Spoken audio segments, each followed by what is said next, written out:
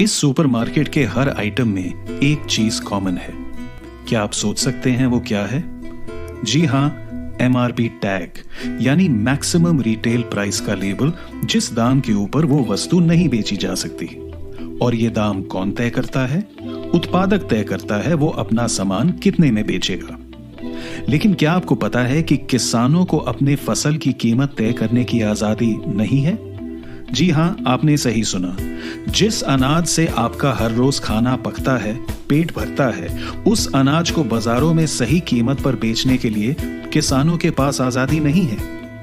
दुर्भाग्य की बात तो ये है कि भारत में ही नहीं पर कई अन्य देशों में अधिकांश किसान अपने उत्पादन लागत को ही पूरा करने के लिए पर्याप्त पैसे नहीं कमाते हैं। सोचिए, दिन पर दिन, सालों साल उत्पादन करते रहना बिना किसी आश्वासन के कि आप अपने उत्पाद से मुनाफा कमा पाएंगे या उसे बेच पाएंगे ही या नहीं। इससे किसान पर क्या असर पड़ता है? नेशनल क्राइम रिकॉर्ड्स ब्यूरो के अनुसार पिछले 10 सालों में 1 लाख से अधिक कर्ज में डूबे किसान आत्महत्या कर चुके हैं। यानी पिछले दशक में हर रोज औसत 30 किसान अपनी जान ले लेते हैं। इससे दुखद बात और क्या हो सकती है?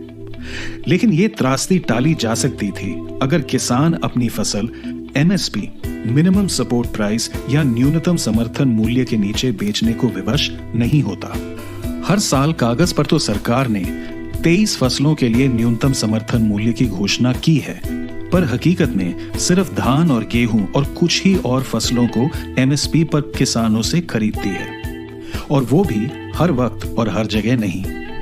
इसलिए किसान कई सालों से मांग करते आ रहे हैं कि MSP को कानूनी जामा पहनाया जाए। अगर MSP को कानूनी बनाया जाता है तो ये कृषि उत्पादों के लिए सही प्राइस टैग बन सकता है।